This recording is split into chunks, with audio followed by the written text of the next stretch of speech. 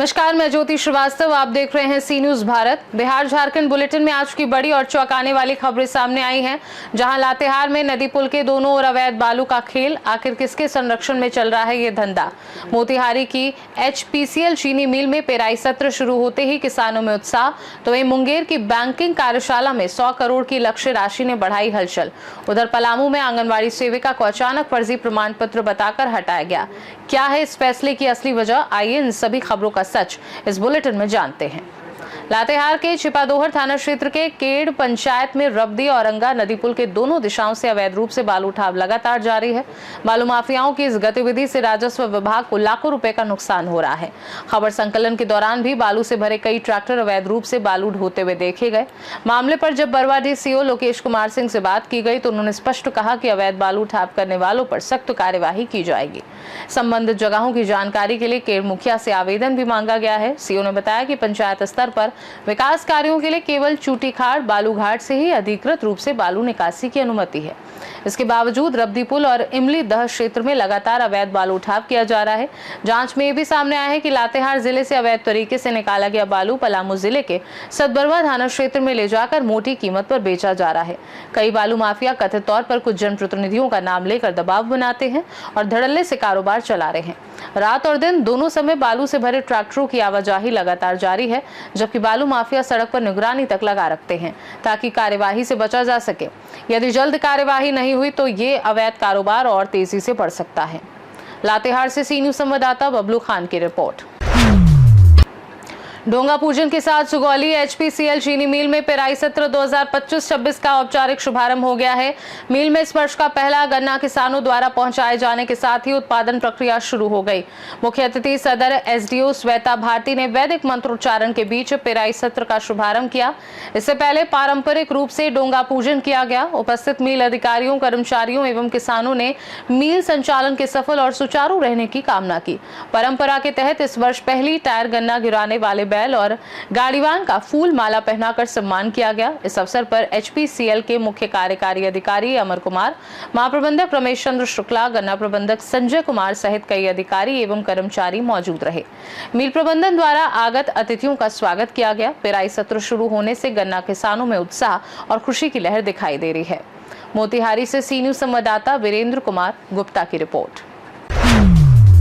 मुंगेर के संग्रहालय सभागार भवन में शुक्रवार को जीविका की ओर से एक दिवसीय जिला स्तरीय बैंकिंग कार्यशाला आयोजित की गई, जिसमें जिले की बैंक सखियों, विभिन्न बैंक शाखाओं के प्रतिनिधियों, रीजनल हेड, DCO ने भाग लिया। कार्यक्रम का उद्घाटन जिला पदाधिकारी निखिल धनराज निपीणी कर जिला परियोजना प्रबंधक अमित कुमार और राज्य परियोजना प्रबंधक मनीष कुमार ने संयुक्त रूप से दीप प्रज्वलित कर किया।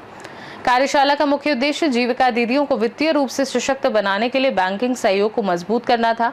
अधिकारियों ने बताया कि विभिन्न बैंकों द्वारा 3 दिसंबर तक 100 करोड़ रुपए की निकासी एवं ऋण वितरण का लक्ष्य निर्धारित किया गया है, जिससे महिलाओं को आजीविका संबंधी गतिविधियों को विस्तार देने में मदद मिलेगी। जिला पदाधिकारी ने कहा कि जीविका दीदियां ग्रामीण अर्थव्यवस्था की मजबूत कड़ी बन चुकी हैं। उन्होंने बैंक प्रतिनिधियों से समयबद्ध ऋण वितरण और लंबित आवेदनों के निष्पादन में तेजी लाने की अपील की है। मुंगेर से सी न्यूज संवाददाता गौतम कुमार की रिपोर्ट। पलामू जिले के नवा बाजार प्रखंड के कांडा पंचायत अंतर्गत माधी गांव टोला पिपरहवा में PBTG आंगनबाड़ी केंद्र में चयनित सेविका दुर्गा देवी को स्थानीय प्रमाण पत्र फर्जी बताकर पद से हटा दिया गया है। मामले को लेकर पीड़िता ने समाज कल्याण विभाग और DDC के कार्यालय में लिखित शिकायत दर्ज कर न्याय की मांग की है। दुर्गा देवी ने बताया कि उन्हें विभागीय प्रक्रिया के तहत ग्राम सभा में चयन किया गया था, जिसमें उनकी शैक्षणिक योग्यता BA के आधार पर विभागीय नियमों के अनुरूप 33 अंक मिले थे। चयन के बाद वे पिछले 6 माह से आंगनबाड़ी केंद्र में धात्री महिलाओं को पोषाहार वितरण और बच्चों को शिक्षा देने का कार्य कर रही थी। समाज कल्याण विभाग ने उन्हें 4 महीनों का मानदेय भी जारी किया, लेकिन 6 महीने बाद अचानक उन्हें ये कहते हुए हटा दिया गया कि उनका स्थानीय प्रमाण पत्र फर्जी है। अंचल अधिकारी नवा बाजार का कहना है कि दुर्गा देवी द्वारा प्रस्तुत स्थानीय प्रमाण पत्र पर नाना की वंशावली के आधार पर बनाया गया है, जो नियमों के अनुरूप नहीं है। पीड़िता का आरोप है कि प्रखंड विकास पदाधिकारी सह CDPO रेणु बाला ने गलत जानकारी के आधार पर उनका स्थानीय प्रमाण पत्र निरस्त कर दिया और कम पढ़ी लिखी महिला को चयनित कर दिया।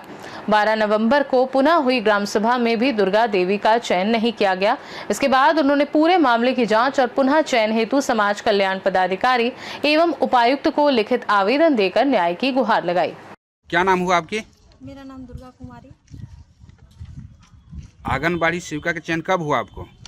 मेरे गांव में 7 फरवरी 2025 को आम सभा हुआ था। उसमें मैं उच्च योग्यता होने के कारण मेरा आम सभा में चुनाव हुआ। कब तक आपने आंगनबाड़ी सेविका के चयन पर काम किया? फिर उसके बाद 6 जून 2025 को हमने योगदान दिया, हमें चयन पत्र मिला। इसके बाद कब तक काम किए? मैं आंगनबाड़ी सेविका पद पर 4 माह तक कार्य की और अपने आंगनबाड़ी केंद्र में छोटे छोटे बच्चों को पढ़ाए और धात्री माताओं को कुछ प्रशिक्षण दी। इसके बाद पोषण वितरण भी किए और THR पैकेट भी वितरण किए धात्री माताओं लोग को, गर्भवती माताओं लोग को। इसके बाद मुझे समाज कल्याण विभाग की ओर से मुझे 4 माह का वेतन भी मिला। पलामू से सी न्यूज संवाददाता मिथिलेश विश्वकर्मा की रिपोर्ट। बिहार झारखंड बुलेटिन में फिलहाल के लिए इतना ही। बने रहिए सी न्यूज भारत के साथ। हर खबर आपके साथ, आपके हाथ।